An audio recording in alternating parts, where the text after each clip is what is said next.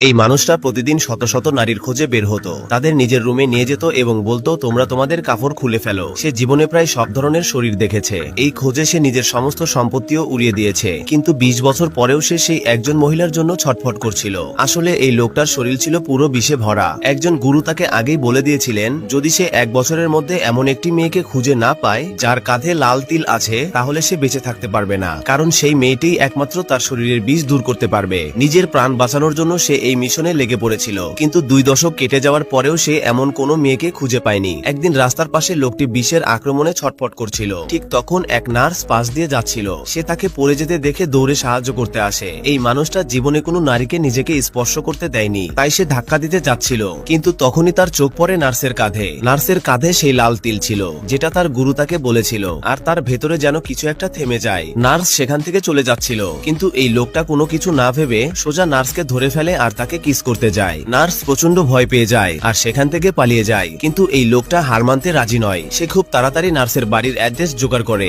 আর সেদিন রাতেই তাদের বাড়িতে বিয়ের প্রপোজাল নিয়ে যায়। এদিকে নার্স যখন বাড়িতে পৌঁছায়, তার সৎমা গ্রামের দুষ্ট লোককে বিয়ে করার জন্য জোর করে, কিন্তু নার্স সেই লোকটাকে বিয়ে করতে চায় না আর সে মানা করে দেয়। ঠিক তখনই একটা গাড়ি এসে তাদের বাড়ির সামনে দাঁড়ায়। সেটি ছিল সিওর সেক্রেটারি, যিনি বিয়ের উপহার নিয়ে এসেছিলেন। ছোট বোনটি ভাবলো হয়তো সম্প্রতি হওয়া সিলেকশনের সময় সিওর নজর তার উপর পড়েছিল, তাই তিনি বিয়ের উপহার পাঠিয়েছেন। এই জন্য তার বড় বোনের সামনে সে শো আপ করতে থাকে।